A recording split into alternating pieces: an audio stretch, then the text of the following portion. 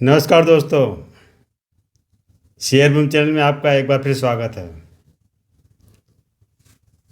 दोस्तों,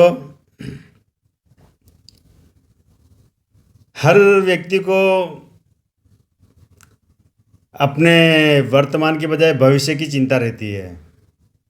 आपने देखा होगा, कई लोग अपनी कुंडली ज्योतिष को दिखाते हैं और कई हाथ की रेखाएं दिखाते हैं, कोई मस्तिष्क की रेखाएं दिखाते हैं कि पूछते हैं मेरा भविष्य क्या होगा, कैसा रहेगा मेरा भविष्य।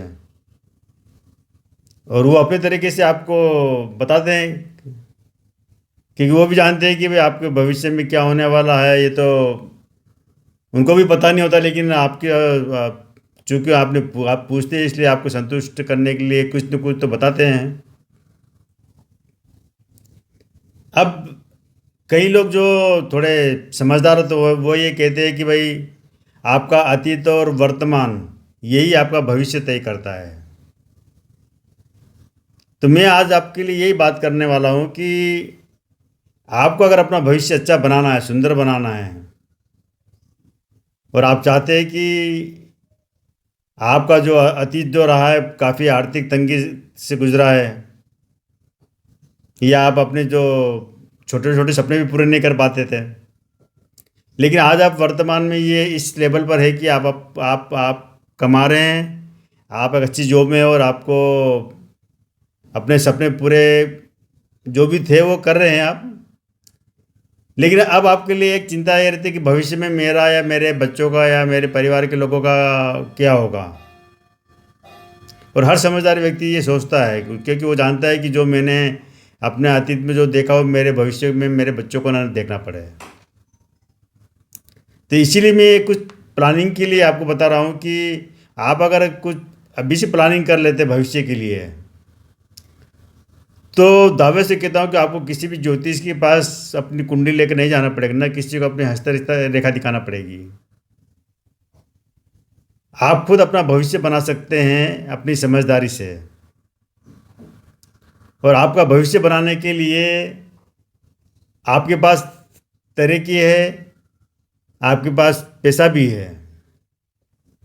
अगर आपकी उम्र अभी है 35-40 साल के आसपास है, और आपकी जो जिम्मेदारियाँ जो अभी उठा रहे हो उसकी मुकाबले आपकी इनकम अच्छी है, मतलब आपका महीने का अगर 25-30 हज़ार का खर्चा है और आप 40,000-50,000 कमा रहे हैं, तो जो भी आप पैसा बच रहा है, तो उसमें से कुछ पैसे को आप अपने भविष्य के लिए जमा कर सकते हैं। भविष्य मतलब आने वाले 20 साल के लिए या 15 साल के लिए, तब की सोच के लिए, कल की सोच के लिए नहीं कि आज के कल या परसों के लिए नहीं। 15-20 साल की आप प्लानिंग आपको अभी से करना चाहिए। और इसके जो तरीका है कि आपको एक अच्छा रिटर्न मिले, तो ये वैसे आपको और भी तरीके हैं। बैंक में एफडी करा दो, गोल्ड में इन्वेस्ट कर दो, ज़मीन में इन्वेस्ट कर दो, शेयर में कर दो, कहीं भी कर दो, लेकिन हर जगह कुछ न कुछ अच्छा भी है तो कुछ बुरा भी है। रियल इस्टेट के भाव आप जानते हैं कि पहले हाई हो गए थे एकदम, फिर डाउन चले गए। गोल्ड में भी होता है, चांदी मतलब और जगह होता है, लेकिन उस मुकाबले नहीं मिलता है। और ये वो ऐसी चीज़ हो जाती है कि भविष्य में आपको आप बीच में उसको कई बार बेच देते हो। भविष्य की सोचते हो 15-20 साल की, लेकिन आप 2-4 साल में उसको बेच देते हो। लेकिन मैं आपको कह रहा हूँ कि आप अगर म्यूचुअल फंड में एक थोड़ा थोड़ा अमाउंट डालें, मतलब ये कि आप अगर 1,000 रुपये महीना, कि ज़्यादा बड़ी बात नहीं कर रहा हूँ, आप अगर केवल 1,000 रुपये महीने की आप अगर एसआईपी कर देते हैं आप म्यूचुअल फंड में, और वो आने वाले 20 साल की प्लानिंग के साथ, 20 साल कम से कम इतना रखो या 15 साल के रखो, जो भी रख कितनी प्लानिंग के साथ आप उसमें हर महीने 1,000 रुपये महीने की आप हर महीने की एसआईपी कर दो अपने बैंक के खाते से। जमा होती रहेगी, आपको पता भी नहीं चलेगा, हर महीने आपके खाते से कट जाएगा। तो आप 20 साल में आपका जो पैसा जो कटेगा वो करीब कटेगा आप 2,40,000 रुपये। आप देखने का तो 20 साल बाद 2,40,000 की कोई वैल्यू नहीं रहेगी, क्योंकि जिस तरह से महंगाई बढ़ रही है, जिस तरह से रुपये के मूल्य गिर रहा है, तो 2,40,000 रुपये 20 साल बाद कोई मायने नहीं रखेंगे। लेकिन म्यूचुअल फंड क्या करता है कि इसी 2,40,000 जो आपका जो जमा होता है एसआईपी से, इसको करीब 4 या 5 गुना या 6-10 गुना तक कर देता है। आप म्यूचुअल फंड का आप किसी का भी आप उठा के देखोगे पिछले कई सालों का रिकॉर्ड, तो 12 से लेकर 15 और कभी कभी 20% तक सालाना रिटर्न दिया है म्यूचुअल फंड ने।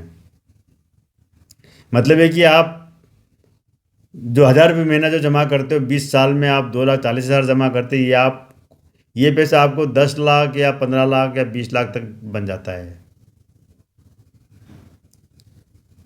तब 20 साल बाद कितनी भी महंगाई बढ़े, कितना भी रुपये का मूल्य गिरे है, आपके पास इतना अमाउंट आ जाता है आपके पास कि आप अपने बच्चों के पढ़ाई के लिए, उनकी शादी के लिए और 20 साल बाद की जो ज़रूरतें रहेगी उसके हिसाब से आपके पास इतना अमाउंट आ जाएगा कि आप तब आपको किसी के सामने हाथ फैलाने की ज़रूरत नहीं पड़ेगी कम से कम।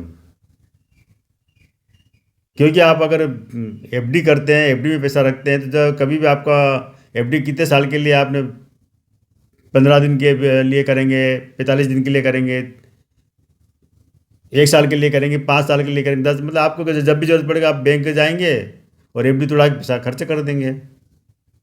सेम आप सोने में भी यही करोगे, सोना रखा, सोना जरूरत पड़ के बेच दो उसको। सोने में रिस्क भी होती है कि घर में से कोई चुरा न ले। ज़मीन जायदाद में भी ये होता है कि ज़रूरत पड़े कि ज़मीन बेच दो, मकान बेच दो, बिक जाते कई लोगों के। अभी आपने देखा कोरोना में कई लोगों के मकान बिक गए, बने बनाए मकान बिक गए।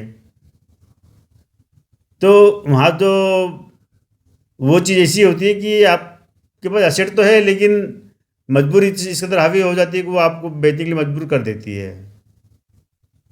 लेकिन म्यूचुअल फंड में क्या होता है कि आप एक अगर प्लानिंग कर लेते हैं, आपको ज़्यादा पैसा जा भी नहीं रहा है, तो आप उसको छोड़ देते हो कि भाई ठीक है, हम ये भविष्य के लिए रखा पैसा, निकालने की सुविधा वहाँ भी। लेकिन आपको ये ना एक जो आसान ये लगता है, तो आप सोचते हो कि भाई ठीक है वो चलने दो, 20 साल के लिए आ गए। और अगर बीच में अगर आपकी अगर जॉब छूट जाती है, आपके पास बिजनेस या इनकम नहीं होती है, तो आप अपनी एसआईपी को रुकवा दीजिए उस समय के लिए। 2-4-6 महीने बाद जब जॉब वापस लग जाए तो फिर एसआईपी चालू कर दो। इसमें कोई नुकसान नहीं है आपके लिए। बैंक का आपको बोलना पड़ेगा कि मेरी एसआईपी अभी कुछ समय के लिए बंद कर दो, तो वो बंद कर देते हैं उसमें, और बाद में जब चालू होते वापस वो वहीं से शुरू हो जाएगी। तो खास कर ये मैं वीडियो में इनके लिए बना रहा हूँ कि जो न्यू कमर है, मतलब अभी अभी जिन्होंने जॉब में आए हैं, जिनके ऊपर अभी ज़्यादा जिम्मेदारी नहीं है, ज़्यादा खर्चे नहीं है, और उनके पास कुछ पैसा बच रहा है, तो उस पैसे को बचाकर अपने भविष्य के लिए एक नींव तैयार कर सकते हो कि मुझे भविष्य में मैं इस लेवल पर रहूँगा। और इसके अलावा भी आप एफडी है, गोल्ड है, म्यूचुअल फंड, मतलब ज़मीन जायदाद वगैरह, उसमें आपके पास और कर सकते हो तो करिए, कोई दिक्कत नहीं है। तो मैं नहीं कहता कि आपको एक ही जगह पैसा लगाना चाहिए, थोड़ा थोड़ा पैसा और जगह लगा दो, ताकि आपके जो बीच में जो 20 साल के बीच में जो आपको कुछ ज़रूरत पड़ जाए तो आप उससे पैसा निकाल लो आप। तो आपका म्यूचुअल फंड तो सेफ रहेगा ना, कम से कम। जहाँ सबसे ज़्यादा रिटर्न मिल रहा है, बैंक में 5-6% मिलता है, 7% मिलता है। ज़मीनों में भी कई बार 10-10 साल तक ज़मीनों को रेट नहीं बढ़ते हैं, सोने में भी रेट नहीं बढ़ते हैं। लेकिन वो ऐसा है कि आपके जो बीच में जो ज़रूरत पड़ती है, तो आप उसमें उस पैसे को कैश करके आप अपनी ज़रूरत पूरी कर सकते हो। तब आपको ये म्यूचुअल फंड तोड़ाने की ज़रूरत नहीं पड़ेगी, म्यूचुअल फंड को आप कंटिन्यू रख सकते हैं तब। तो ठीक है दोस्तों, आपका पैसा है, आपको कहाँ रखना है, कैसे रखना है, मैंने आपको तरीके बता दिए हैं। कुछ कन्फ्यूजन हो तो आप मुझे पूछ सकते हैं। लेकिन हाँ, कुंडली से या हाथ की रेखाओं से भविष्य नहीं बनता है। भविष्य बनता है आपकी सोच, समझ और प्लानिंग से। जैसी हमारी सोच होगी, जैसी प्लानिंग होगी, जैसे हम चीज़ को मैनेज करेंगे, वही आपका एक सुंदर भविष्य तय करता है। तो आज से आपको किसी की भी ज्योतिष के पास, इनके पास जानने की ज़रूरत नहीं है। आप खुद ही अपना भविष्य लिख सकते हैं, और आज से लिखना शुरू कर दीजिए। ठीक है दोस्तों, आज केवल इतना ही। मेरे इस चैनल को सब्सक्राइब कर लीजिए, शेयर कीजिए, लाइक कीजिए। आपको और भी बहुत सी जानकारी मिलेगी यहाँ पर, अलग हटके, बिल्कुल अलग हटके मिलेगी, और बिल्कुल आसान तरीके से। तो आज केवल इतना ही दोस्तों। Thank you.